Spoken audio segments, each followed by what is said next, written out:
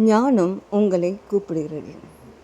பிரியமானவர்களே, இந்த காலை வேளையிலே நம் ஞானவான்களாய் விளங்க, புத்தி உள்ளவர்களாய் விளங்க அது கூப்பிடுவது என்று வேதத்திலே வாசிக்கிறோம்.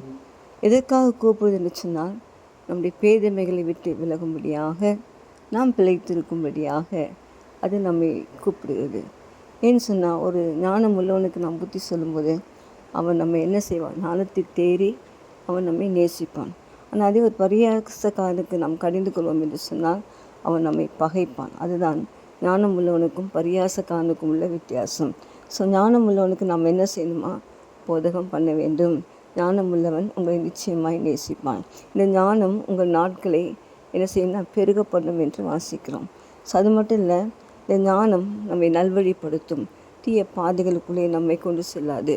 ஸோ இந்த ஞானத்தினால் நாம் நிறைந்து வாழ்வோம் என்று சொன்னால் ஞானவான்களாக மாறுவோம்.